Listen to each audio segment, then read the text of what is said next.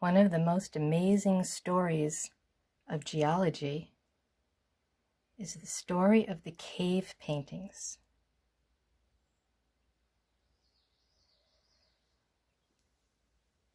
These are the oldest paintings in the world, and they were painted with rocks on rocks. You can see how the rock is cracked and broken in places. As water rains down on the earth, it gets into little cracks in the rock and seeps down in, and then it freezes in the winter, and then it thaws and freezes again. And that forces the rock to break even more, cracking openings in it. And that's how caves form, as water trickles down, especially through limestone. Caves and openings will form in the rock.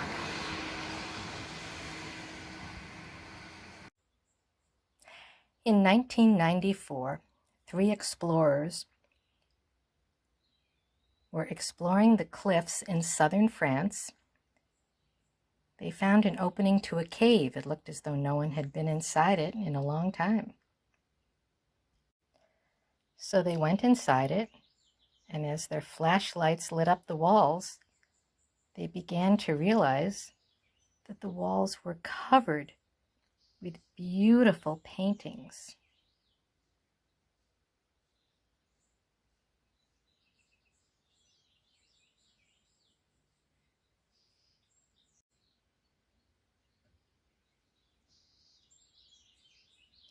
The animals looked so real, it almost looked like they were alive. These paintings were painted 30,000 years ago. And the artists painted what they saw around them. The wild animals that they hunted and used for food, or sometimes that hunted them. Painted pictures of rhinoceroses with huge, deadly horns.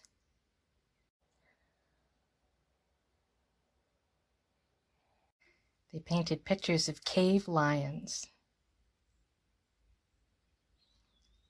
And they did all these beautiful works of art on the limestone walls of the cave.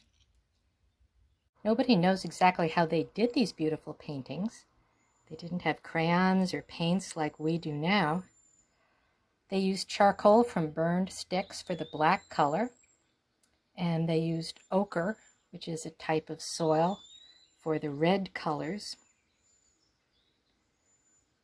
They probably used parts of ground up rocks.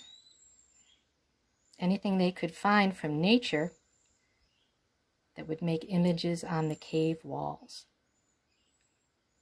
We really don't know anything about these ancient artists, except that they were a lot like us. They liked to make art and create beautiful paintings. They were pretty much the same as we are, even though they lived 30,000 years ago.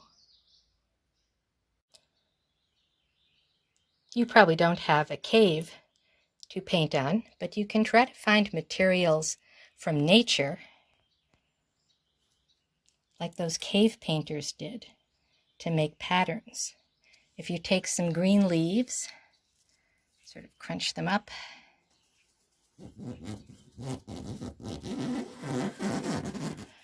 the chemical called chlorophyll in the green leaves will make a green line on the paper. If you can persuade someone to let you borrow some marigolds from the garden, they make really good orange paintbrushes. And you can get some soil from the garden or from anywhere.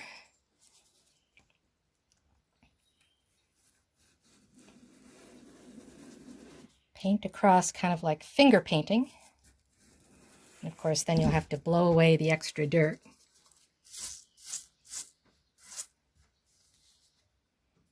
So try using nature's crayons